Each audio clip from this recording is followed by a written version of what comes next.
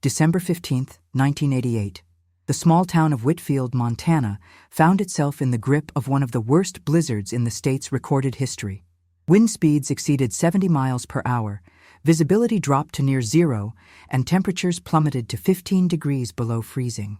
Roads became impassable ribbons of ice and snow, and residents were urged to stay indoors until the storm passed.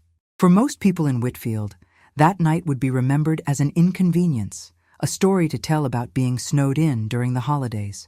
But for the Anderson family, December 15, 1988, marked the beginning of a nightmare that would last 35 years. Christopher Anderson, a 29-year-old delivery driver for Mountain Express Shipping, left his home that afternoon at 3 o'clock for what should have been a routine shift. His wife, Amanda, watched from the window as he climbed into his white delivery van, waving goodbye before pulling out of the driveway. She had expressed concern about the weather forecast, but Christopher reassured her that he would finish his route early and return home before the worst of the storm arrived. It was a promise he would never keep. "So glad to have you here. Comment your city so I can bring cases from your region and also know where you're watching me from." Christopher had been working for Mountain Express Shipping for nearly 4 years. His supervisors considered him reliable, punctual, and trustworthy. His route typically covered the rural areas surrounding Whitfield, delivering packages to farms, ranches, and isolated homes scattered across the vast Montana landscape. On this particular evening, his manifest showed 5 scheduled deliveries, all within a 20-mile radius of town. Under normal circumstances, he would have completed the route in 3 hours, but the conditions that night were anything but normal. By 6 o'clock that evening, when Christopher had not returned home, Amanda began to worry. She tried calling the Mountain Express depot, but the lines were down due to the storm. The blizzard had intensified, and the howling wind made it impossible to see beyond the front porch. She told herself that Christopher had probably sought shelter somewhere along his route, waiting for the weather to improve. It was the logical explanation, the one that allowed her to maintain hope through that long, terrible night. When morning came and Christopher still had not returned, Amanda contacted the Whitfield County Sheriff's Department. Deputy Michael Harrison took her report and immediately organized a search party. Despite the treacherous road conditions and lingering snowdrifts, law enforcement officers began following Christopher's planned delivery route. What they discovered 3 hours into their search sent chills through everyone involved in the investigation. Christopher's delivery van was found abandoned on County Road 12, approximately 14 miles northeast of Whitfield. The vehicle sat at an angle on the shoulder of the road, partially buried in snow. When deputies approached the van, they made several disturbing observations. The engine was still running, having consumed nearly all the fuel in the tank. The driver's side door stood open, snow having accumulated on the seat and floor. Christopher's jacket hung on the hook behind the seat, despite the frigid temperatures. His thermos of coffee sat in the cup holder, still half full. The keys remained in the ignition. Deputy Harrison conducted a thorough examination of the van and its contents. The cargo area revealed that 3 of the 5 packages listed on Christopher's manifest had been delivered. 2 packages remained in the back, both addressed to locations further along the route. The deputy noted that the packages appeared undisturbed, with no signs of tampering or theft. Christopher's personal belongings, including his wallet containing his driver's license and $43 in cash, were found in the glove compartment. There were no signs of struggle inside the vehicle, no blood, no damage to suggest an accident or altercation. The immediate area surrounding the van showed no clear footprints or tracks, though the heavy snowfall from the previous night would have covered any traces left behind. Search teams fanned out from the vehicle's location, calling Christopher's name and looking for any indication of where he might have gone. The prevailing theory among the searchers was that Christopher had become disoriented in the blizzard and wandered away from the van, possibly succumbing to hypothermia in the brutal conditions. But this theory raised troubling questions.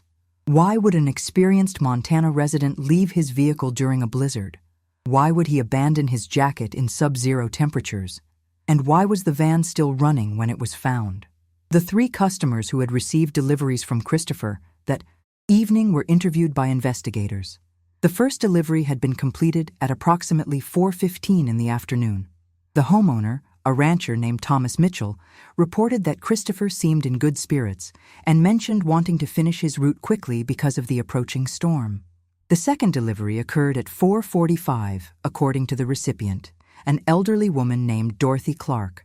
She noted that Christopher had been polite but seemed preoccupied, checking his watch several times during their brief interaction.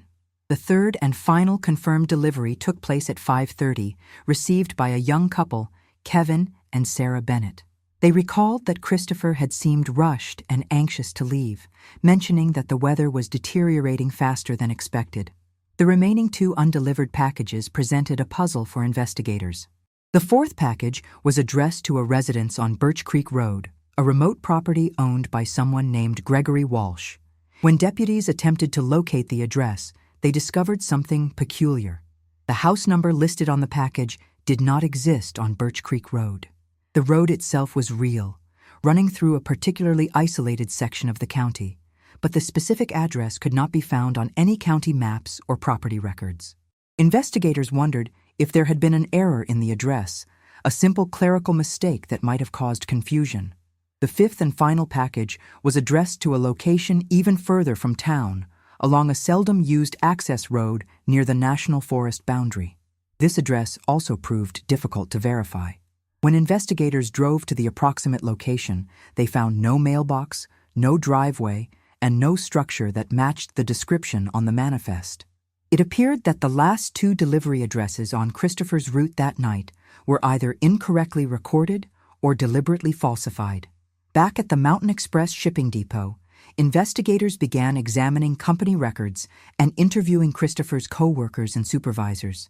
The shipping manager, a stern man named Robert Mitchell, who shared no relation to the rancher who had received the first delivery, provided the original route manifest and dispatch records. He explained that Christopher's route had been modified that afternoon due to last-minute package additions. The changes had been authorized, according to Mitchell, though the paperwork seemed somewhat disorganized and incomplete. Other drivers at Mountain Express spoke highly of Christopher. They described him as a dedicated worker who took pride in his job and always ensured packages reached their destinations. Several drivers mentioned that Christopher had a meticulous nature, often double-checking addresses and keeping detailed personal notes about his deliveries. This made the address discrepancies even more puzzling. It seemed unlikely that Christopher would have simply accepted incorrect addresses without questioning them. Amanda Anderson cooperated fully with investigators, providing them with access to Christopher's personal belongings and any information that might help locate her husband. She mentioned that Christopher had seemed slightly troubled in the days leading up to his disappearance, though she had attributed it to stress from the busy holiday shipping season. When pressed for more details, Amanda recalled that Christopher had made an unusual comment 3 days before he vanished. He had mentioned something about noticing irregularities at work, packages that did not quite add up, though he had not elaborated on what he meant. Amanda had not thought much of it at the time, assuming he was simply tired from long hours. As the initial search efforts continued through the following days, the focus expanded to include abandoned buildings, ravines, and forested areas near where the van had been found. Volunteers from the community joined law enforcement in combing through the snowy landscape. Helicopters with thermal imaging equipment were deployed, searching for any heat signature that might indicate a person in distress. Bloodhounds tracked Christopher's scent from the van, but lost the trail after a short distance, confused by the heavy snow and multiple roads in the area. The investigation began to take a more ominous turn when deputies discovered something troubling during a second examination of Christopher's delivery van. Hidden beneath the driver's seat, investigators found a small notebook that had initially been overlooked. The notebook contained Christopher's personal observations about his delivery routes, including dates, times, and occasional notes about unusual occurrences. The final entry, dated December 14th, just 1 day before his disappearance, contained a cryptic message that would haunt investigators for years to come. Christopher had written about noticing discrepancies in high-value package deliveries, mentioning that certain shipments seemed to disappear from manifests without explanation. He noted the names of 2 supervisors at Mountain Express, including Robert Mitchell, and had circled several dates when these irregularities had occurred. This discovery transformed the investigation from a potential missing person case involving a man lost in a blizzard into something far more complex and sinister. Detectives began to consider the possibility that Christopher Anderson had not simply wandered away from his van in confusion. Perhaps he had stumbled upon something he was never meant to discover, something that had put him in grave danger on that frigid December night. The question that began to emerge was not just where Christopher had gone, but whether he had left his van voluntarily at all.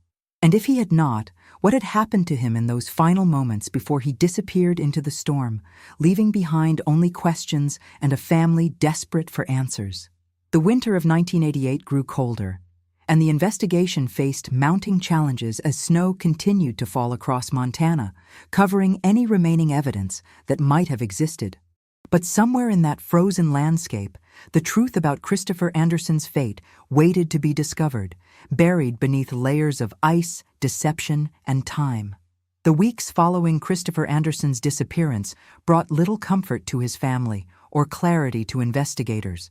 As January 1989 arrived, the case that had initially seemed like a tragic accident involving a delivery driver caught in a blizzard began to reveal layers of complexity that suggested something far more troubling had occurred on that December night. The Whitfield County Sheriff's Department, working in cooperation with state investigators, shifted their focus from search and rescue operations to a full criminal investigation. Detective Jennifer Hayes from the Montana State Police was assigned to lead the expanded investigation. A veteran investigator with 15 years of experience, Hayes had developed a reputation for her methodical approach to complex cases and her ability to identify patterns that others might miss. When she arrived in Whitfield and reviewed the case files, she immediately recognized that several elements of Christopher Anderson's disappearance did not align with the initial theory that he had simply become lost in the storm. The notebook found beneath the driver's seat of Christopher's van became the cornerstone of Hayes' investigation. She spent hours analyzing Christopher's entries, cross-referencing the dates and observations he had recorded with official shipping records from Mountain Express. What emerged was a disturbing pattern. Over a period of approximately 6 months leading up to his disappearance, Christopher had documented at least 12 instances where high-value packages had been listed on manifests, but never appeared to reach their intended destinations. The packages were marked as delivered in the company's tracking system, but recipients claimed they had never received them. Detective Hayes began conducting interviews with the 3 customers who had confirmed receiving deliveries from Christopher on the night of December 15th. The first interview was with Thomas Mitchell, the rancher who had received his package at 4:15 that afternoon. Mitchell repeated what he had told deputies during the initial investigation, confirming that Christopher had seemed normal, perhaps a bit rushed due to the incoming storm. However, when Hayes pressed him about the specific time of the delivery, Mitchell's certainty wavered. He admitted that he had not actually checked his watch when Christopher arrived and had estimated the time based on when he typically finished his afternoon chores. The interview with Dorothy Clark, the elderly woman who received the second delivery, yielded more significant information. Clark was known in the community for her sharp memory, despite her advanced age of 78. She insisted that Christopher had arrived at her home closer to 5 o'clock, not 4:45, as initially reported. More importantly, Clark mentioned something she had not thought to share during her first interview.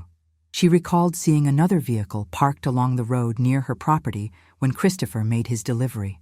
The vehicle, which she described as a dark-colored pickup truck, had seemed out of place because few people used that particular stretch of road, especially during a storm. Kevin and Sarah Bennett, the young couple who received the third delivery, provided the most revealing information during their second interview.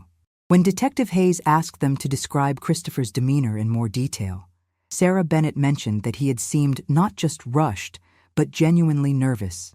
She remembered Christopher glancing repeatedly at his rearview mirror while he stood at their door, as if he was concerned about something or someone following him. Kevin Bennett added that when Christopher returned to his van, he appeared to have a brief conversation with someone on his radio or phone before driving away. This detail had not been mentioned in the initial police report. The timeline that emerged from these revised interviews created a troubling gap. If Dorothy Clark's memory was accurate and Christopher had arrived at her home around 5 o'clock, And if he had then delivered to the Bennetts at 5:30, there was approximately 90 minutes unaccounted for between when he left the rancher's property and when he reached Clark's residence. The drive between those two locations should have taken no more than 15 minutes under normal conditions, perhaps 25 in the storm. Where had Christopher been during that missing hour? And what had he been doing? Detective Hayes turned her attention to Mountain Express Shipping and its employees. The company had been operating in Montana for nearly 20 years, building a reputation for reliable service to the rural communities scattered across the state. The owner, a businessman named David Patterson, had always maintained a hands-off management style, leaving day-to-day operations to his staff. When Hayes interviewed Patterson, he expressed shock at the suggestion that anything irregular might be occurring at his company. He insisted that all employees underwent background checks and that the company had strict protocols for handling valuable shipments. Robert Mitchell, the shipping manager who had been mentioned in Christopher's notebook, became a person of interest in the investigation. Mitchell had worked for Mountain Express for 8 years and was responsible for coordinating driver routes, managing manifests, and overseeing the warehouse operations. During his interview with Detective Hayes, Mitchell maintained that he knew nothing about any missing packages. He suggested that if Christopher had concerns, he should have reported them through proper channels. When Hayes pointed out that Christopher's notebook indicated he had been documenting issues for months, Mitchell became defensive, arguing that drivers sometimes made mistakes in their own record-keeping. The investigation into Mitchell's background revealed some interesting facts. Before joining Mountain Express, he had worked for 2 other shipping companies, leaving both positions under circumstances that were not entirely clear. When Hayes contacted these former employers, she discovered that both companies had experienced inventory discrepancies during Mitchell's tenure, though no formal accusations had been made and no charges had ever been filed. The pattern was suggestive but not conclusive. Other drivers at Mountain Express provided valuable insights into the company's internal dynamics. Several drivers, speaking confidentially, admitted that they had noticed irregularities similar to what Christopher had documented. Packages would appear on manifests and then vanish without explanation. When drivers questioned these discrepancies, they were told that the issues had been resolved through administrative corrections or that the customers had requested shipment cancellations. Most drivers accepted these explanations and moved on, not wanting to create problems that might jeopardize their employment.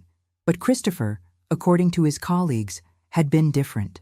He had a strong sense of right and wrong and had apparently decided to investigate further rather than simply accepting the official explanations. One driver, a man named Daniel Foster, who had worked alongside Christopher for 3 years, revealed something particularly significant during his interview. Foster explained that approximately 2 weeks before Christopher's disappearance, Christopher had approached him privately to discuss his concerns. Christopher had told Foster that he believed someone at the company was deliberately diverting high-value packages and manipulating records to cover the thefts. He mentioned that he was gathering evidence and planned to present his findings to the company owner, or potentially to law enforcement. Foster had advised Christopher to be careful, warning him that accusations of theft could have serious consequences if he was wrong. Christopher had assured Foster that he would not act until he had solid proof. Detective Hayes obtained a warrant to examine Mountain Express's financial records and shipping databases. The forensic accounting analysis revealed a complex picture. While there was no obvious evidence of large-scale theft, there were numerous small discrepancies and irregularities in the records. Packages valued at between $500 and $2,000 would occasionally be marked as delivered to addresses that could not be verified. Insurance claims for lost packages were filed and paid, but the frequency of these claims at Mountain Express was notably higher than industry averages for a company of its size. The pattern suggested a sophisticated operation designed to avoid detection by keeping individual losses small enough to seem like normal business mishaps. The 2 packages that had remained in Christopher's van on the night of his disappearance became the focus of intense scrutiny. Investigators opened both packages under controlled conditions, documenting everything they contained. The first package, addressed to the non-existent location on Birch Creek Road, contained electronic equipment valued at approximately $1,800. The second package, destined for the unverifiable address near the National Forest, held jewelry and watches with an estimated value of $2,300. Both shipments had been insured, and both had been added to Christopher's route on the afternoon of his disappearance, according to the revised manifest. When Detective Hayes attempted to trace the origins of these packages, she encountered obstacles at every turn.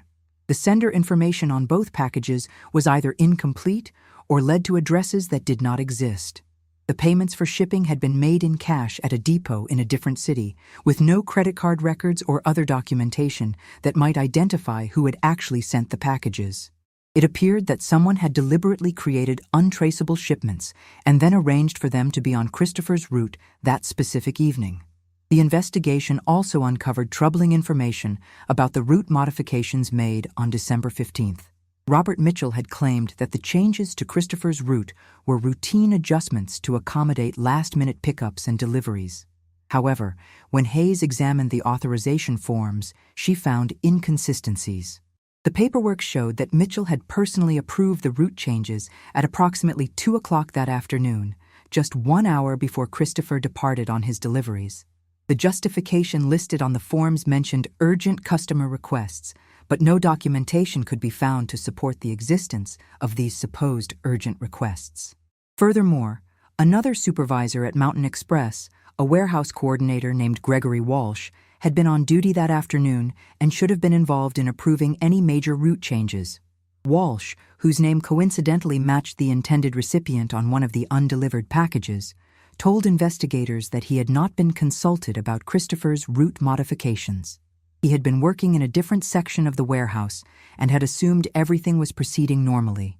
Walsh's statement directly contradicted Mitchell's claim that the route changes had been properly coordinated through standard procedures.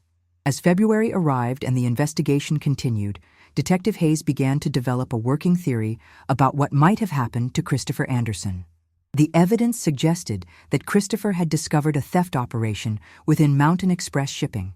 Someone, possibly Robert Mitchell or others working with him, had been systematically diverting valuable packages and manipulating records to conceal the thefts. When Christopher began documenting these irregularities and collecting evidence, he became a threat to the operation. The route modifications on December 15th may have been designed to put Christopher in a vulnerable position, sending him to remote locations during a dangerous storm. But what exactly had happened when Christopher reached those isolated roads remained a mystery. Amanda Anderson struggled through those difficult weeks, maintaining hope that her husband might still be found alive while simultaneously trying to prepare herself for the worst possible outcome. She provided investigators with everything she could think of that might help, including photographs of Christopher, his personal calendar, and notes he had kept at home. Among these materials, investigators found something significant: a receipt for a storage unit rental that Christopher had obtained just 2 weeks before his disappearance. The storage facility was located on the outskirts of Whitfield, and Christopher had apparently never mentioned renting it to his wife. When Detective Hayes obtained a warrant and opened the storage unit, she discovered that Christopher had been even more thorough in his investigation than anyone had realized. Inside the small space, investigators found boxes containing photocopies of shipping manifests, route records, and customer complaints. Christopher had created a comprehensive archive documenting the pattern of missing packages and suspicious activities at Mountain Express. He had marked certain dates on a calendar, circled names of specific supervisors, and written notes connecting various incidents. It was clear that Christopher had been building a case, methodically collecting evidence that someone at the company was engaged in criminal activity. The most chilling discovery in the storage unit was a video cassette tape labeled with the date, December 10, 1988, just 5 days before Christopher disappeared. Investigators played the tape and found that Christopher had recorded himself explaining his findings. In the video, he calmly described the theft operation he believed was occurring at Mountain Express, naming Robert Mitchell as the primary suspect and suggesting that Mitchell might be working with others. Christopher stated that he planned to present his evidence to law enforcement within the week, but wanted to ensure that if anything happened to him, the information would not be lost. His final words on the tape sent a chill through everyone who watched it. He acknowledged that what he was doing might be dangerous and asked that if he was unable to present the evidence himself, the tape should be given to the police, and his family should be told that he had tried to do the right thing. The existence of this tape transformed the investigation entirely. Christopher Anderson had not simply stumbled upon irregularities by accident. He had been conducting a deliberate investigation, documenting evidence, and preparing to expose what he believed was criminal activity. His disappearance on December 15th, just days after recording the tape, could no longer be viewed as a tragic accident or a case of a man becoming lost in a storm. The evidence now pointed to something far more sinister. Someone had known that Christopher was gathering evidence. Someone had felt threatened enough to take action, and Christopher's last delivery route had been carefully designed to lead him into danger on one of the worst nights of the winter. As investigators prepared to make their next move, focusing their attention on Robert Mitchell and others who might have been involved in the theft operation, they could not have known that the truth about what happened to Christopher Anderson that night would remain hidden for more than 3 decades, buried beneath snow and lies, waiting for an unlikely discovery that would finally bring answers to questions that had haunted Whitfield for 35 years. The discovery of Christopher Anderson's videotape in February 1989 should have been the breakthrough that solved the case. Instead, it marked the beginning of a frustrating period where evidence pointed toward conspiracy and criminal activity. Yet the justice system struggled to build a prosecutable case that would hold up in court. Detective Jennifer Hayes found herself navigating a complex investigation where suspicions ran high, but concrete proof remained frustratingly elusive. Robert Mitchell became the primary focus of the investigation following the revelations from Christopher's storage unit. Detectives brought Mitchell in for multiple interviews, each session lasting several hours. Mitchell maintained his innocence throughout, insisting that he knew nothing about any theft operation at Mountain Express Shipping. He claimed that Christopher's allegations were the result of misunderstandings, and that any inventory discrepancies could be explained through normal shipping errors and administrative mistakes. When confronted with the specific instances Christopher had documented, Mitchell provided explanations for each one, pointing to customer cancellations, address errors, and insurance claims that he insisted were legitimate. The challenge for investigators was that Mitchell's explanations, while suspicious in their convenience, could not be definitively disproven. The shipping industry in 1989 relied heavily on paper records and manual tracking systems. Digital databases were still in their infancy, and the documentation practices at Mountain Express, while adequate for daily operations, were not designed to withstand forensic scrutiny. Manifests could be altered, records could be lost or misfiled, and the passage of time had already begun to degrade the evidence that might have been available immediately after each suspicious incident. Detective Hayes expanded the investigation to include other employees at Mountain Express. Gregory Walsh, the warehouse coordinator whose name had appeared on one of the undelivered packages, underwent extensive questioning. Walsh maintained that the name coincidence was exactly that, a coincidence. He explained that Walsh was a common surname in Montana and that he had no connection to the package or its intended false delivery address. Background checks on Walsh revealed nothing particularly suspicious.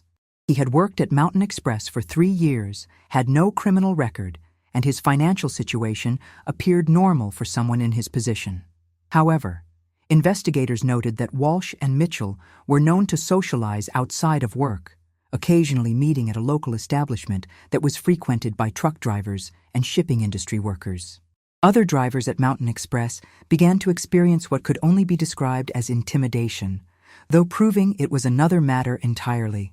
Daniel Foster, the driver who had revealed Christopher's concerns about the theft operation, reported that his personal vehicle had been vandalized on 2 separate occasions in the weeks following his interview with Detective Hayes. Someone had slashed his tires and scratched threatening words into his paint. Foster could not prove who was responsible, but the timing seemed more than coincidental.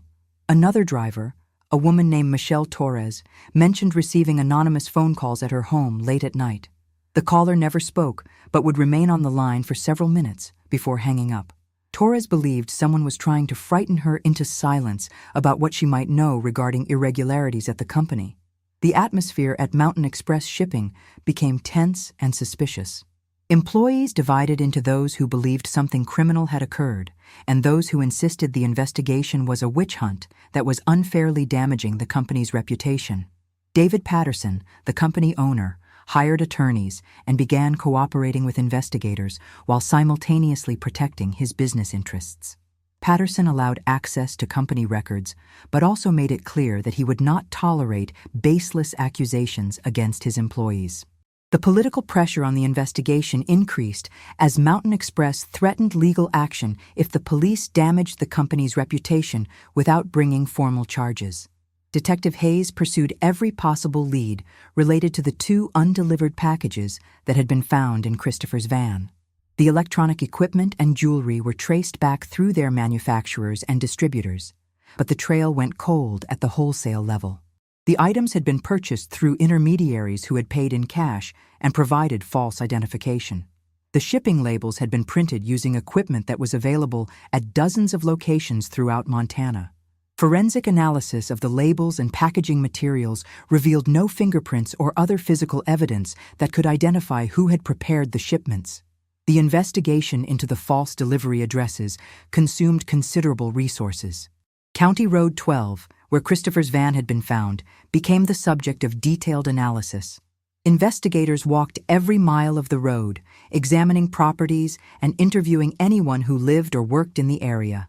The location where the van was discovered was approximately 3 miles beyond where the 3rd confirmed delivery had been made to Kevin and Sarah Bennett.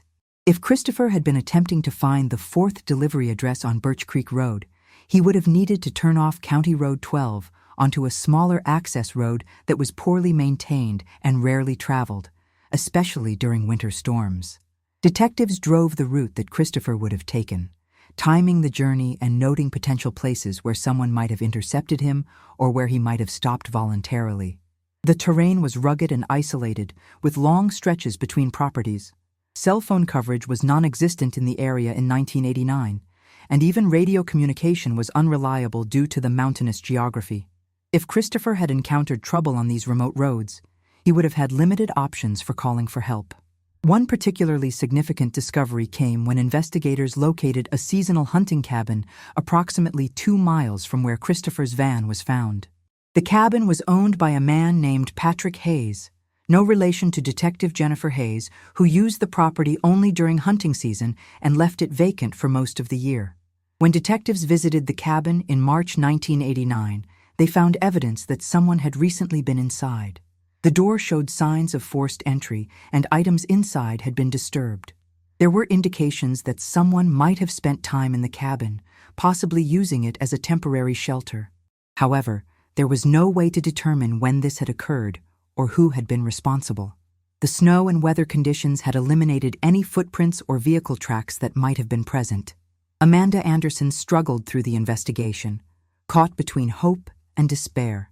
She cooperated fully with detectives, answering every question and providing any information that might help.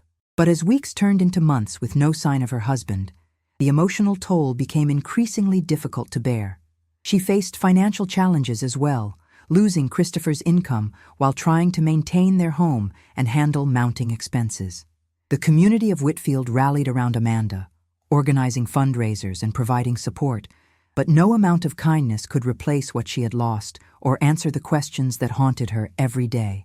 The media attention that had initially focused on Christopher's disappearance began to fade as other stories captured public interest. Local newspapers occasionally published updates on the investigation, but the lack of concrete developments made it difficult to sustain coverage. National media outlets had never picked up the story, viewing it as a regional incident without the dramatic elements that would appeal to a broader audience. Christopher Anderson was becoming another statistic, another missing person whose case would eventually be filed away in the archives of unsolved disappearances. By summer of 1989, Detective Hayes faced a difficult reality. Despite months of investigation, despite the evidence Christopher had collected, despite the suspicious circumstances surrounding his disappearance, prosecutors did not believe they had enough evidence to bring criminal charges against anyone. The case against Robert Mitchell was entirely circumstantial. Without Christopher's body, without witnesses to what had happened on December 15th, without physical evidence directly linking Mitchell or anyone else to Christopher's disappearance, any prosecution would face significant challenges in court. The decision was made to keep the investigation open, but to scale back active efforts. Detective Hayes moved on to other cases, though she maintained Christopher Anderson's file and continued to review it periodically. Robert Mitchell remained employed at Mountain Express Shipping, though he was no longer given the same level of responsibility, and his duties were quietly adjusted to reduce his access to sensitive shipping operations. Gregory Walsh continued working at the company as well, and to outside observers, life at Mountain Express gradually returned to something resembling normalcy. But several people knew the truth, or at least suspected it. Other drivers at Mountain Express remained convinced that something terrible had happened to Christopher Anderson because he had discovered criminal activity. Some of these drivers eventually left the company, unable to continue working in an environment where they believed a colleague had been silenced for trying to expose wrongdoing. The theft operation, if it had indeed existed, appeared to have ceased following Christopher's disappearance and the subsequent investigation.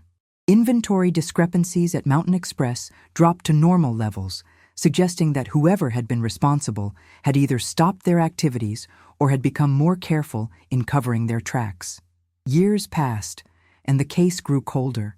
Amanda Anderson eventually made the painful decision to have Christopher declared legally dead, allowing her to settle his affairs and begin the process of moving forward with her life. She never remarried, never stopped hoping that someday she would learn the truth about what had happened to her husband.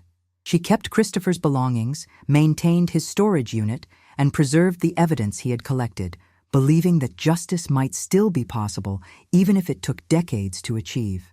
Detective Jennifer Hayes retired from the Montana State Police in 2005 after a distinguished career. Before she left, she transferred all of her case files to the department's cold case unit, ensuring that Christopher Anderson's investigation would not be completely forgotten. She made detailed notes about her suspicions, her theories about what might have happened, and the names of individuals she believed warranted continued scrutiny. Hayes died in 2018, never knowing whether her work on the case would eventually lead to resolution. The employees of Mountain Express Shipping, who had been present during the events of 1988 and 1989, gradually moved on with their careers and lives. Some left Montana entirely, seeking new opportunities in other states. Others remained in the Whitfield area, carrying with them memories of a colleague who had vanished and secrets that some chose to keep while others struggled with their consciences. Daniel Foster, the driver who had been Christopher's friend, occasionally visited Amanda Anderson over the years, maintaining a connection to the man he had tried to warn about the dangers of investigating too deeply into matters that powerful people wanted kept hidden. Robert Mitchell continued working in the shipping industry until his retirement in 2015. He settled in a small town in Montana, living quietly and rarely speaking about his time at Mountain Express Shipping. Those who knew him described him as a private man who kept to himself and avoided conversations about the past. Gregory Walsh had moved to Idaho in the mid-1990s and found work with a different shipping company. He too maintained a low profile, building a life that had no apparent connection to the events of December 1988. The winter storms continued to come to Montana each year, blanketing the landscape in snow and ice, covering roads and fields and forests with thick white layers that concealed everything beneath them. County Road 12, where Christopher Anderson's van had been found abandoned on that terrible night, remained a lonely stretch of pavement that few people traveled, especially during winter. The land held its secrets well, and as decades passed, it seemed increasingly likely that some mysteries were simply meant to remain unsolved. But nature has a way of revealing what has been hidden, sometimes when least expected. Time and weather work slowly but persistently, eroding barriers and exposing what was buried. And sometimes, in the ordinary course of necessary work, someone makes a discovery that changes everything, bringing the past rushing back into the present and offering answers to questions that had been asked for 35 years. What had been lost in snow was about to be found, and the truth that had been buried for more than 3 decades was finally going to emerge into the light. March 12, 2023. The morning dawned clear and cold over Whitfield County, Montana.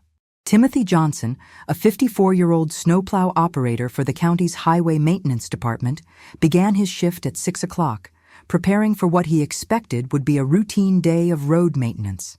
Late winter snow melt had created challenging conditions on many rural roads, requiring crews to clear drainage channels and remove accumulated debris that had been buried under snow throughout the long winter months.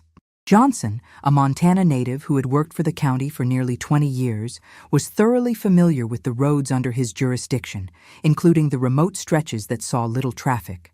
Johnson's assignment that day was to work on County Road 12, a route that held historical significance in local law enforcement circles, though Johnson himself knew little of that history.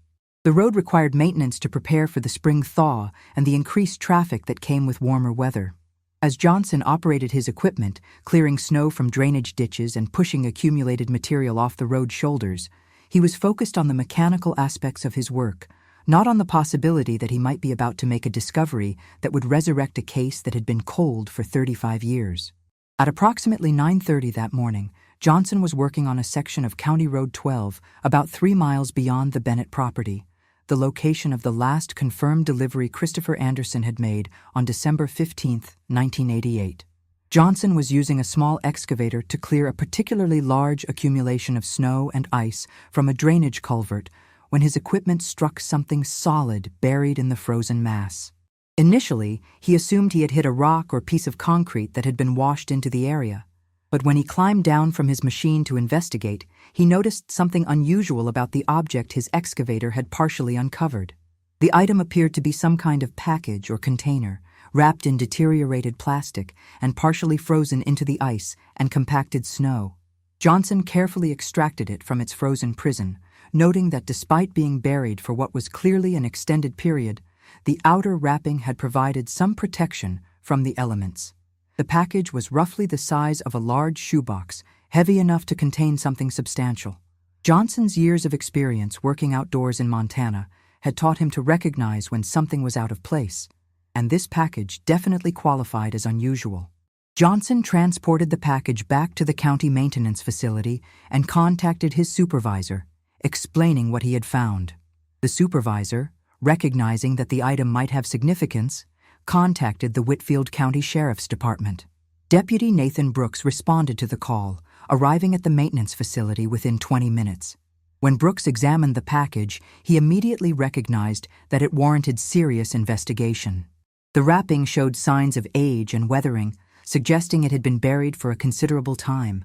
More importantly, when Brooks carefully opened the outer layer, he discovered what appeared to be personal items and documents. The contents of the package were remarkable for their preservation.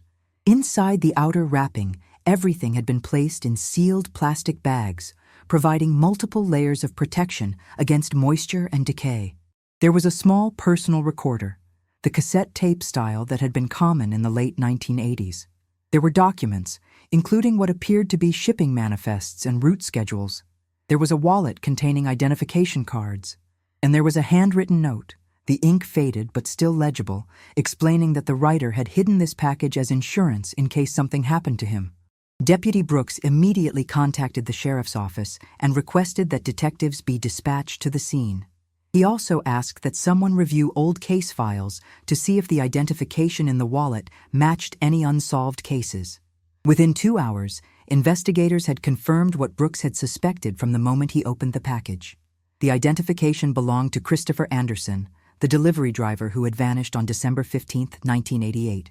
The package he had carefully hidden contained evidence related to his investigation into theft at Mountain Express Shipping, evidence that had been preserved in ice for 35 years.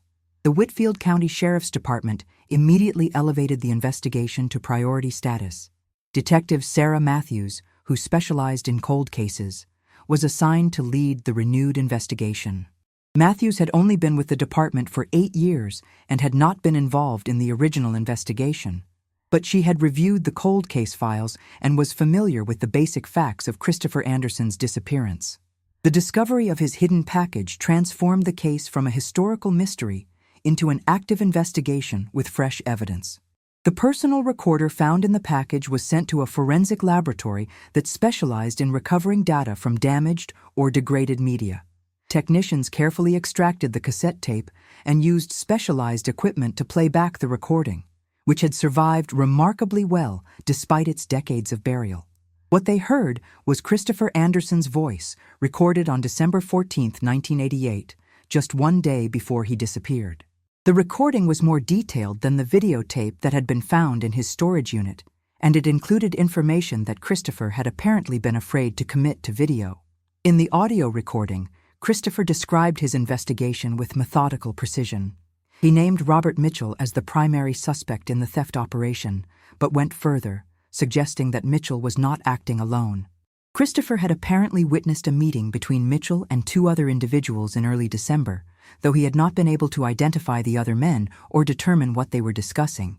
He described following Mitchell on one occasion and observing him make a delivery to a location that was not on any company manifest. Christopher stated that he had tried to gather enough evidence to prove the theft operation existed before going to authorities, but he was beginning to suspect that he had been noticed and that his investigation might have put him in danger. The most significant revelation in the recording came near the end. Christopher explained that he had hidden this backup package along his delivery route, choosing a location that was marked by specific landmarks he described in detail. He stated that if anything happened to him on his deliveries, investigators should search near the old culvert on County Road 12, approximately 3 miles past the Bennett property. He mentioned that he was scheduled to make deliveries on December 15th to addresses that he suspected might be false, and he expressed concern about what might happen if he attempted to complete those deliveries. His final words on the recording were a message to his wife Amanda, telling her that he loved her and that if she was hearing this recording, it meant his worst fears had been realized. Detective Matthews immediately organized a comprehensive search of the area where Timothy Johnson had found the package. The location was carefully documented and photographed, and investigators began a methodical examination of the surrounding terrain. The area had changed somewhat over 35 years, with natural erosion and vegetation growth altering the landscape, but the basic geography remained recognizable from Christopher's description.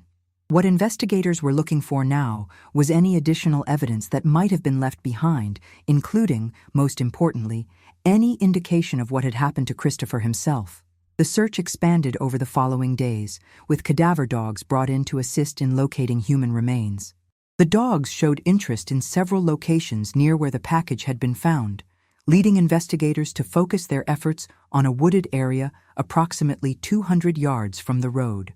The terrain was rough and had been difficult to search in 1989 due to heavy snow cover.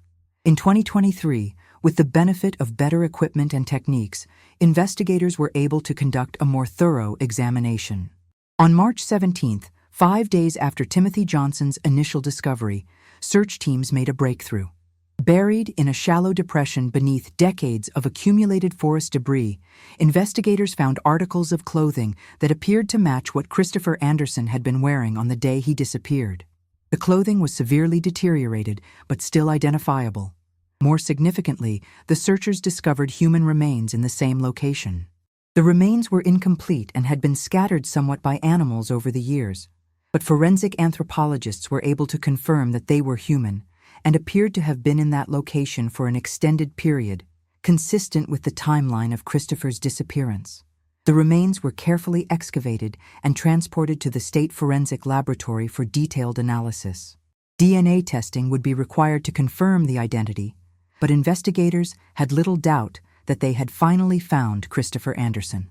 The location where the remains were discovered was consistent with Christopher's having been at or near that spot on December 15, 1988, and the condition of the remains suggested they had been exposed to the elements continuously since that time.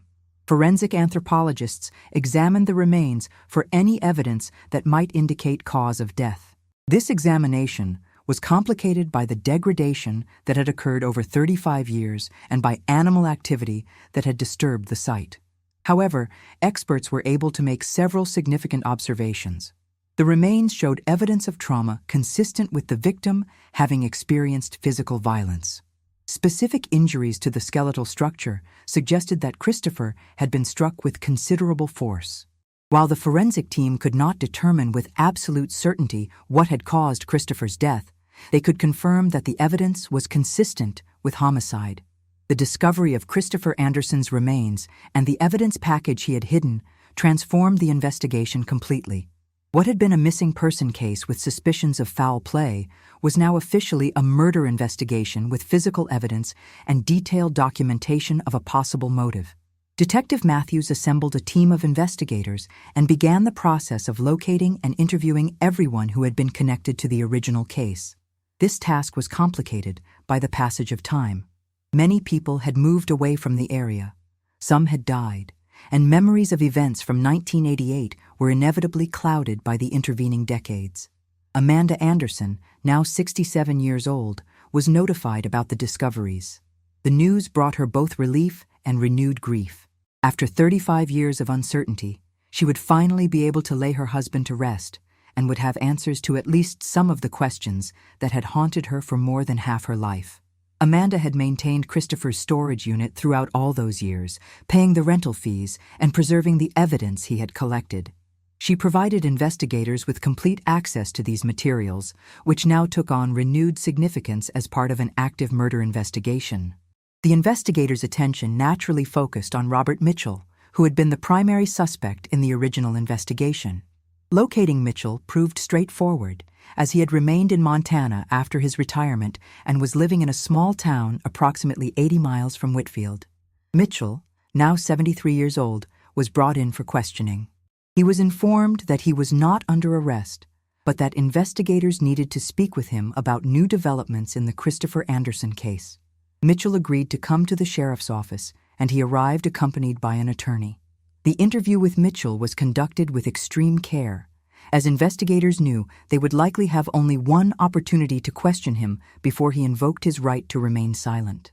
Detective Matthews and her team presented Mitchell with some of the evidence that had been recovered, including excerpts from Christopher's recordings and documents from the hidden package. They informed Mitchell that Christopher Anderson's remains had been found and that the death was being investigated as a homicide. They asked Mitchell directly if he had any information about what had happened to Christopher on December 15, 1988. Mitchell's response was controlled and consistent with what he had maintained throughout the original investigation. He expressed shock at the news that Christopher's body had been found. He denied any involvement in Christopher's death and insisted that he had no knowledge of what had happened that night. Mitchell acknowledged that there had been suspicions about his role in possible theft at Mountain Express Shipping, but maintained that those suspicions had never been substantiated. He pointed out that no charges had ever been filed against him and that he had continued working in the shipping industry for many years after the original investigation. When investigators pressed him about specific aspects of the case, Mitchell declined to answer further questions without consulting with his attorney. The interview, while frustrating for investigators, was not unexpected. Mitchell had had 35 years to prepare for the possibility that the case might be reopened. If he was guilty of any involvement in Christopher Anderson's death, he had certainly had time to develop a story and steel himself against interrogation. But investigators now had resources that had not been available in 1989, including advanced forensic techniques, comprehensive databases, and the ability to analyze electronic communications and financial records in ways that would have been impossible during the original investigation. Detective Matthews knew that building a case against Mitchell or anyone else involved in Christopher's death would require painstaking work, but for the first time in 35 years, she had something the original investigators had lacked: Christopher Anderson's body, physical evidence of homicide, and a detailed record of why someone might have wanted him dead. The frozen package that Timothy Johnson had uncovered had opened a door that had been closed for more than 3 decades, and now it was time to finally walk through it and bring Christopher Anderson's killer to justice. The spring of 2023 brought renewed energy to an investigation that had been dormant for decades. Detective Sarah Matthews and her team worked methodically through the evidence, combining the materials Christopher Anderson had collected in 1988 with modern investigative techniques that had not existed during the original investigation. The DNA analysis confirmed what everyone had suspected. The remains found near County Road 12 belonged to Christopher Anderson. After 35 years, his family finally had certainty, though the confirmation brought little comfort given the circumstances of his death. The forensic examination of Christopher's remains provided crucial information about his final moments. The trauma patterns identified by anthropologists indicated that Christopher had suffered multiple injuries consistent with an assault. The positioning of certain fractures suggested he had been struck from behind, possibly while attempting to flee or defend himself. While the exact sequence of events could not be determined with absolute precision after so many years, the evidence painted a clear picture. Christopher Anderson had been killed, and his body had been left in that remote location where it would likely never have been found without the chance discovery of his hidden evidence package. Detective Matthews faced the challenge of building a case that could withstand scrutiny in court more than 3 decades after the crime had been committed. The investigative team began by re-examining every piece of evidence from the original investigation, looking for connections they might have missed and for leads that could now be pursued with modern technology. One significant advantage the 2023 investigation had over its 1989 predecessor was the existence of comprehensive digital records and databases that made it possible to track people's movements and financial transactions in ways that had been impossible in the past. The team focused particular attention on Robert Mitchell's activities in the weeks surrounding Christopher's disappearance. Financial records from 1988 and 1989, which had been preserved by banks and credit agencies, revealed some interesting patterns. In January 1989, approximately 1 month after Christopher vanished, Mitchell had made several large cash deposits into his personal bank account. The deposits totaled nearly $15,000, a substantial sum that represented more than Mitchell would have earned in several months of legitimate work at his salary level. When investigators had questioned Mitchell about these deposits during the original investigation, he had claimed they came from the sale of personal property and from money he had saved over time. Without evidence to contradict this explanation, investigators in 1989 had been unable to pursue the matter further. In 2023, Detective Matthews approached this evidence from a different angle. She obtained records of Mitchell's purchases and transactions from the period following the deposits. The pattern that emerged was revealing. Mitchell had paid off several debts, purchased a newer vehicle, and made improvements to his home, all within a few months of Christopher's disappearance. The timing was suspicious, and it suggested that Mitchell had suddenly come into money around the time that the theft operation at Mountain Express Shipping would have needed to eliminate the threat posed by Christopher's investigation. The investigative team also located and interviewed Gregory Walsh, the warehouse coordinator whose name had appeared in Christopher's notes and on one of the false delivery addresses. Walsh, now 68 years old and living in Idaho, initially declined to speak with investigators without an attorney present. However, when detectives traveled to Idaho and presented Walsh with evidence of the renewed investigation, his resolve appeared to weaken. Walsh was informed that he was not currently facing charges, but that investigators believed he had information relevant to a murder investigation. The implication was clear. Cooperation might be in his best interest. Walsh agreed to speak with investigators in the presence of his attorney. What emerged from this interview was the first significant break in understanding what had actually happened on December 15, 1988. Walsh admitted that he had known about irregularities in package handling at Mountain Express Shipping. He claimed he had not been directly involved in the theft operation, but had been aware that Mitchell was diverting valuable packages. According to Walsh, Mitchell had been operating the scheme for approximately 2 years before Christopher began to investigate.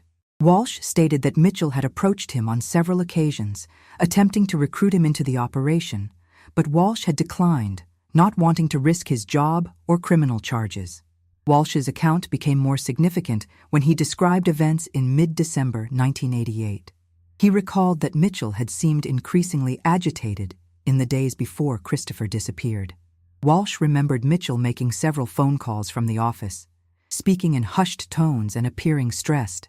On December 14th, the day before Christopher vanished, Walsh had observed Mitchell meeting with 2 men in the parking lot of Mountain Express. Walsh did not know who the men were, but he described them as appearing rough and intimidating. The meeting had lasted only a few minutes, with Mitchell handing one of the men what appeared to be documents or papers. This information aligned with what Christopher had recorded in his audio message found in the frozen package. Christopher had mentioned witnessing Mitchell meeting with unidentified individuals and had expressed concern about what these meetings might mean. Detective Matthews now had confirmation from a second source that such meetings had occurred. The challenge was identifying who these other individuals were and determining what role they might have played in Christopher's death. The investigation team employed forensic genealogy techniques, using DNA evidence from the crime scene to search for potential suspects through genetic databases. This approach, which had not been available in 1989, allowed investigators to identify biological relatives of individuals whose DNA might have been present at the scene. While no direct matches were found, the genealogical search provided several leads that warranted further investigation. The process was time-consuming and required careful analysis, but it represented a powerful tool that had solved numerous cold cases in recent years. Meanwhile, investigators continued interviewing people who had been connected to Mountain Express shipping in 1988. Daniel Foster, Christopher's friend and fellow driver, was now 67 years old and still living in the Whitfield area. Foster had maintained contact with Amanda Anderson over the years and had never stopped believing that Christopher had been killed because of what he had discovered. When detectives interviewed Foster in 2023, he provided valuable context about the atmosphere at Mountain Express in the months before Christopher's disappearance. Foster described increasing tension among the drivers, concerns about job security, and fear about speaking up regarding irregularities they observed. Foster also revealed something he had not shared during the original investigation, primarily because he had not realized its significance at the time. In early December 1988, Foster had been approached by one of the men who occasionally worked as independent contractors for Mountain Express, handling overflow deliveries during busy periods. This individual, whose name Foster remembered as Marcus, had asked casual questions about Christopher, wanting to know what routes Christopher usually drove and whether Christopher had any personal problems or financial difficulties. At the time, Foster had thought little of the conversation, assuming Marcus was simply making small talk. In retrospect, Foster believed Marcus might have been gathering information about Christopher on someone else's behalf. Detective Matthews assigned investigators to track down this individual named Marcus.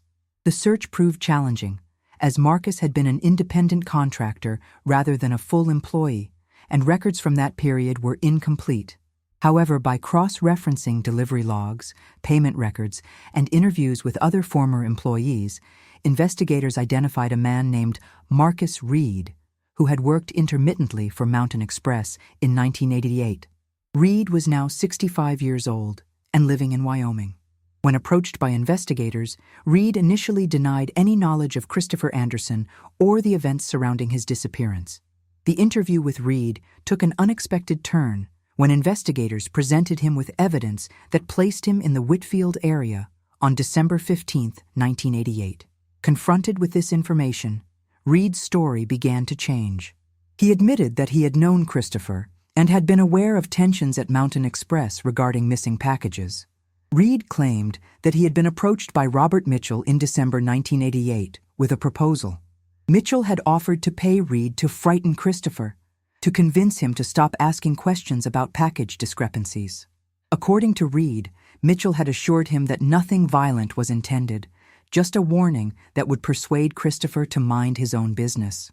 Reed stated that he had agreed to Mitchell's proposal, motivated by financial difficulties and the promise of payment. He claimed that on the evening of December 15th, he had followed Christopher's delivery route, intending to intercept him at one of the remote locations where Christopher would be alone and vulnerable to intimidation. However, Reed insisted that when he arrived at the planned location, he found that someone else had already taken action. Reed maintained that he had not participated in any violence against Christopher and had fled the scene when he realized something had gone seriously wrong. This account, if truthful, suggested that multiple people had been involved in the events of December 15, 1988.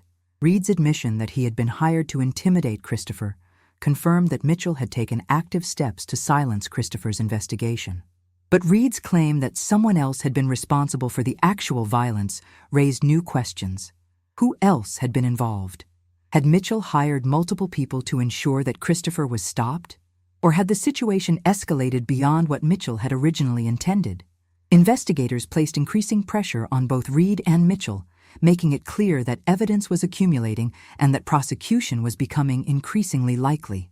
The strategy was to create tension between potential conspirators, encouraging one of them to provide information about the others in exchange for more favorable treatment. This approach had proven effective in numerous complex cases where multiple perpetrators were involved in criminal activity. The breakthrough came from an unexpected source. A retired truck driver named Stephen Parker, who had worked in Montana's shipping industry throughout the 1980s and 1990s, contacted the Whitfield County Sheriff's Department after reading news coverage about the renewed investigation into Christopher Anderson's death. Parker stated that he had information about the case that he had kept silent about for 35 years, primarily out of fear for his own safety and that of his family. Now, with decades having passed and his own health declining, Parker felt compelled to tell what he knew. Parker's account provided the missing pieces that investigators had been seeking. He explained that in the late 1980s, there had been an organized network of individuals involved in cargo theft across several western states. The operation was sophisticated, involving people working at shipping companies, truck stops, and warehouses who would identify valuable shipments and arrange for them to be diverted or stolen. Robert Mitchell had been part of this network, using his position at Mountain Express to facilitate thefts and to provide information about high-value packages. According to Parker, when Christopher Anderson began investigating the thefts at Mountain Express, word spread through the network that someone was asking dangerous questions. Mitchell had contacted his associates, seeking assistance in dealing with the problem. The decision had been made to eliminate Christopher, not simply to intimidate him, because his investigation threatened to expose not just Mitchell, but the entire network of individuals involved in the cargo theft operation. Parker stated that 2 men from outside the Whitfield area had been brought in to handle the situation, with Marcus Reed serving as a local contact who would help identify the appropriate time and place. Parker provided names of individuals he believed had been involved in the broader cargo theft network, including the 2 men he thought had been directly responsible for Christopher Anderson's death. Investigators immediately began working to locate these individuals. One of them, a man named Richard Cole, had died in 2015. The other, Nicholas Grant, was found living in Nevada, where he had spent the past 2 decades working in legitimate employment and apparently leaving his criminal past behind. When confronted with Parker's allegations and evidence connecting him to the Montana cargo theft network, Grant initially denied everything.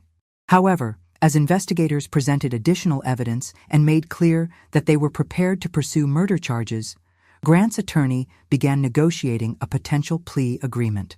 The negotiations were complex and sensitive, as prosecutors wanted to ensure that any agreement would provide sufficient justice for Christopher Anderson's death, while also securing testimony that would allow them to prosecute other individuals involved in the conspiracy. The investigation had now expanded far beyond what anyone had imagined when Timothy Johnson discovered that frozen package in March 2023. What had appeared to be a case of one man being killed for discovering theft at his workplace had revealed itself to be part of a much larger criminal operation. Christopher Anderson had unknowingly stumbled into an investigation that threatened powerful people who had no compunction about using violence to protect their interests. His meticulous documentation of evidence and his decision to hide that evidence package had ultimately ensured that the truth would eventually emerge, even though it had taken 35 years.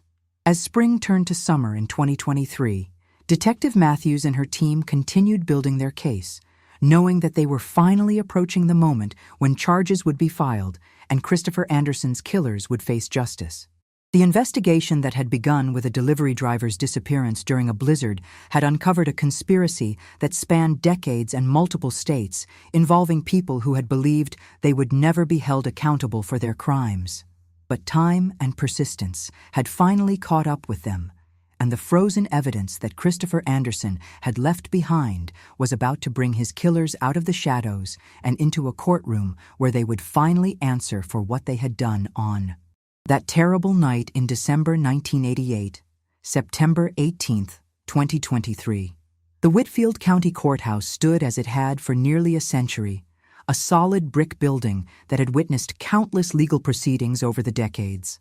On this autumn morning, The courthouse saw more activity than it had experienced in years as media representatives, local residents, and law enforcement personnel gathered for proceedings that would finally bring resolution to a case that had haunted the community since 1988. The wheels of justice, which had stalled for 35 years, were finally beginning to turn again. The months following the breakthroughs in the investigation had seen intensive work by prosecutors and investigators to build cases that would hold up under the scrutiny of defense attorneys and the standards required for criminal convictions. The evidence collected by Christopher Anderson in 1988, preserved in his frozen package and storage unit, formed the foundation of the prosecution's case. But modern investigative work had added crucial layers of evidence that connected individuals to specific actions and established the conspiracy that had led to Christopher's death.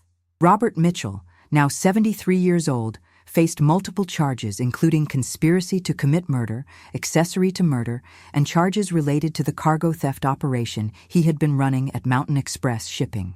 The prosecution had decided to pursue these charges separately, believing that the evidence for the theft conspiracy was ironclad and could be proven even if proving his direct involvement in Christopher's murder proved more challenging. Mitchell had maintained his innocence throughout the investigation, but the accumulated evidence told a compelling story of a man who had organized criminal activity and had taken steps to eliminate someone who threatened to expose his operation. Nicholas Grant, the man identified by Stephen Parker as one of the individuals who had actually killed Christopher Anderson, faced first-degree murder charges. Grant's attorney had negotiated extensively with prosecutors, seeking a plea agreement that would allow Grant to avoid a potential death penalty in exchange for his complete cooperation and testimony against others involved in the conspiracy. These negotiations had been contentious, with prosecutors reluctant to offer leniency to someone directly responsible for Christopher's death, but ultimately the decision was made that securing Grant's testimony was worth the compromise. In August 2023, Grant had accepted a plea agreement that would result in a sentence of life imprisonment with the possibility of parole after 30 years in exchange for his full, truthful testimony about the events of December 15, 1988. Marcus Reed, who had admitted to being hired to intimidate Christopher but had claimed he had not participated in violence, faced charges as an accessory to murder. Reed had also agreed to cooperate with prosecutors, providing detailed information about how Robert Mitchell had recruited him and what instructions he had received. Reed's testimony would be crucial in establishing Mitchell's role in planning and organizing the conspiracy to silence Christopher Anderson. The preliminary hearings and legal proceedings had generated significant media attention throughout Montana and had even attracted some national coverage. The story had all the elements that captured public interest: a decades-old mystery, a victim who had tried to expose wrongdoing, a frozen evidence package that had preserved the truth, and a conspiracy that had finally been unraveled. News organizations ran features about Christopher Anderson, portraying him as an ordinary man who had shown extraordinary courage in attempting to do the right thing, even when it put him at risk. Amanda Anderson, now 67 years old, attended each court proceeding, accompanied by her daughter, who had been only 3 years old when her father disappeared. For Amanda, the legal process brought a complex mixture of emotions. There was relief that the truth had finally emerged and that those responsible would face justice. But there was also renewed grief as she confronted the reality of how Christopher had died and the decades that had been stolen from their family. Amanda had provided victim impact statements that would be considered during sentencing, describing the toll that 35 years of uncertainty had taken on her life and the lives of Christopher's other family members. The trial of Robert Mitchell began in late September 2023. The prosecution presented a methodical case that traced the cargo theft operation at Mountain Express Shipping, demonstrated Christopher Anderson's investigation into that operation, and showed how Mitchell had responded when he realized his criminal activity was at risk of being exposed. The evidence from Christopher's recordings and documents provided powerful testimony, allowing the jury to hear Christopher's own words describing what he had discovered and his growing concern about the danger he faced. Nicholas Grant took the stand as a prosecution witness, providing testimony under the terms of his plea agreement. Grant described how he and his deceased partner, Richard Cole, had been contacted in mid-December 1988 by associates in the cargo theft network who informed them that there was a problem in Montana that required immediate attention. Grant testified that they had been told a shipping company employee was investigating thefts and needed to be stopped permanently. The payment offered for this job was substantial, enough to convince Grant and Cole to travel to Montana and carry out what they understood to be a contract killing. Grant's testimony provided the detailed account of December 15, 1988, that investigators had been seeking for 35 years. He described how Marcus Reed had provided information about Christopher Anderson's delivery route and had identified remote locations where an ambush could occur without witnesses. Grant and Cole had positioned themselves along County Road 12, waiting for Christopher to reach the isolated section of road where the false delivery addresses would have taken him. When Christopher's van approached, they had used their vehicle to force him off the road, blocking his escape route. Grant testified that Christopher had initially remained in his van, perhaps hoping that the situation was simply a traffic incident or that help might arrive. However, when Grant and Cole approached the van, Christopher had recognized that he was in serious danger. He had attempted to flee on foot, running toward the wooded area adjacent to the road. Grant and Cole had pursued him, and in the confrontation that followed, Christopher had been struck and killed. Grant described the actions in clinical terms, avoiding graphic details but making clear that they had intended to kill Christopher and had accomplished that objective. After Christopher was dead, Grant testified, they had searched his van, looking for any evidence he might have been carrying that would expose the theft operation. They had found documents and packages but had not realized that Christopher had already hidden his most important evidence in the location he had carefully chosen.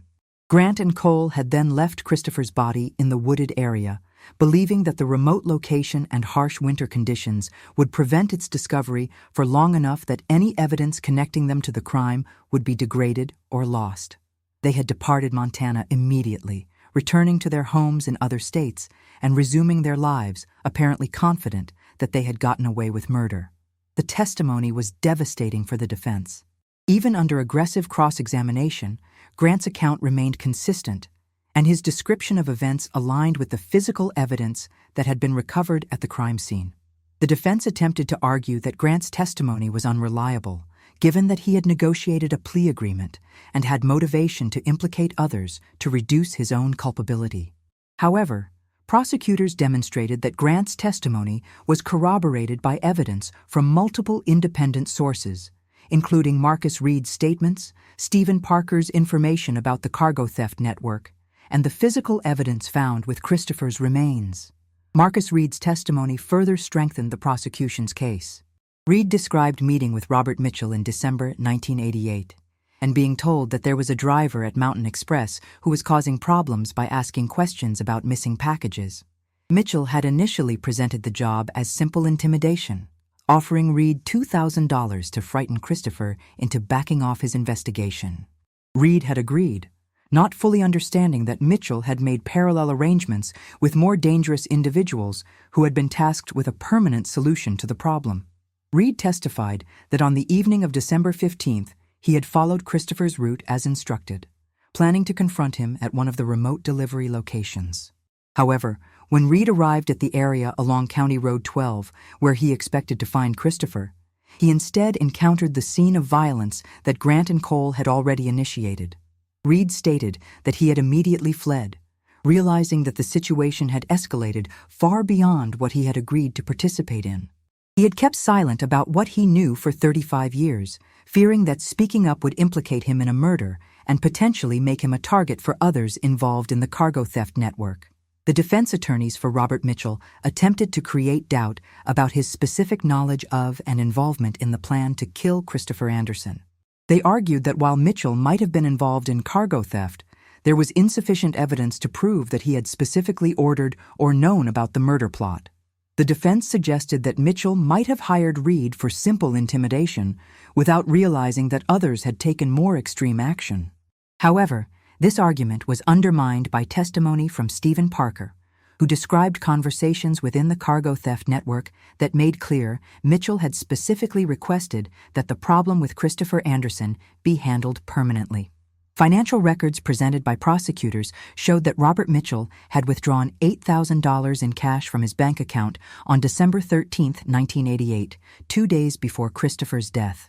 This withdrawal was consistent with the amount that would have been needed to pay Nicholas Grant and Richard Cole for their services, plus the payment to Marcus Reed.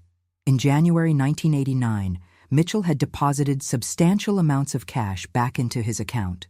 Money that prosecutors argued came from the continued operation of his theft scheme once the threat of Christopher's investigation had been eliminated.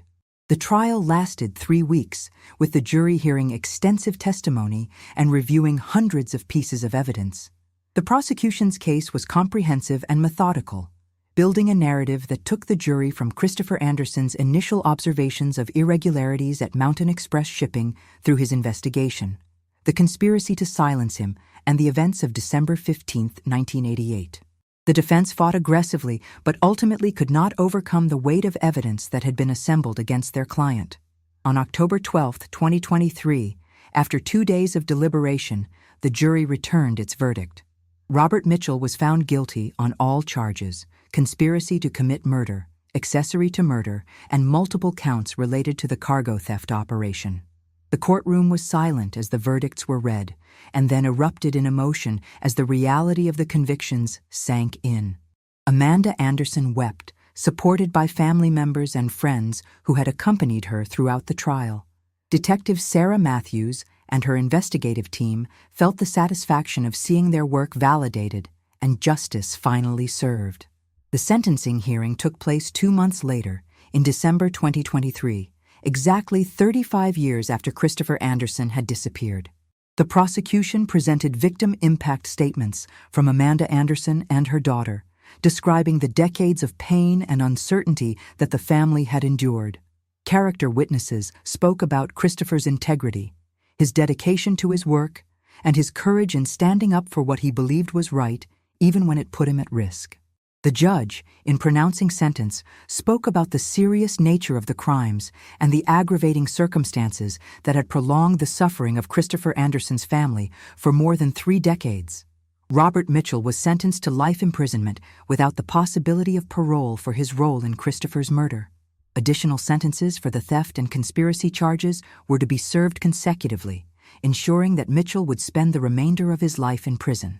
Marcus Reed received a sentence of 25 years for his role as an accessory, with the possibility of parole after serving 15 years. The judge noted that while Reed had not directly participated in the violence, his actions had facilitated the crime, and his decades of silence had obstructed justice.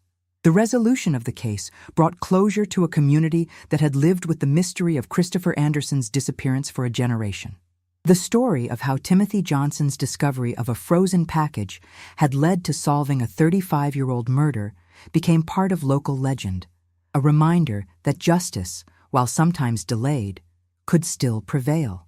The case also led to policy changes in how missing persons investigations were handled, with law enforcement agencies recognizing the value of preserving evidence and maintaining active cold case units that could re-examine old investigations with new technologies. For Amanda Anderson, the convictions provided a sense of resolution that had eluded her for most of her adult life. She was finally able to lay Christopher to rest in a proper burial, attended by family, friends, and members of the community who remembered the delivery driver who had tried to do the right thing. The ceremony was held on a clear winter day, similar to the conditions that had existed on December 15, 1988, a poignant reminder of the night when Christopher had made his final deliveries and had paid the ultimate price for his integrity. The legacy of Christopher Anderson extended beyond the courtroom and the cemetery. His story became an example used in training sessions for law enforcement officers, demonstrating the importance of thorough documentation, the value of cold case investigations, and the reality that victims of unsolved crimes deserved continued efforts to find justice regardless of how much time had passed. The evidence package that Christopher had carefully hidden along his delivery route stood as testament to his foresight and his determination that the truth should eventually be known. As 2024 began, the investigation officially closed, with all major participants having been held accountable for their roles in Christopher Anderson's death and the cargo theft conspiracy that had led to it. Detective Sarah Matthews reflected on the case that had consumed much of her year, satisfied that modern investigative techniques combined with old-fashioned detective work had finally solved a mystery that had seemed destined to remain forever unsolved. The frozen package that had preserved evidence for 35 years had proven to be exactly what Christopher Anderson had intended it to be.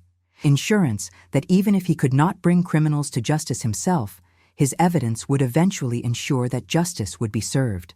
The story of Christopher Anderson served as a reminder that courage and integrity matter, that ordinary people can make a difference even in the face of danger, and that the truth, no matter how long it remains hidden, has a way of eventually coming to light. In the end, the delivery driver who had disappeared in a Montana blizzard in 1988 had completed his final mission, not in the hours he had expected, but over the course of 3.5 decades. The packages he had been carrying that night, both the ones in his van and the evidence he had carefully hidden, had finally reached their intended destination, a courtroom where justice could be served and where the truth could be heard. Christopher Anderson's name would be remembered not as a victim who had been forgotten, but as a man who had stood up for what was right and whose persistence, even beyond death, had ensured that those who took his life would ultimately be held accountable for their crimes.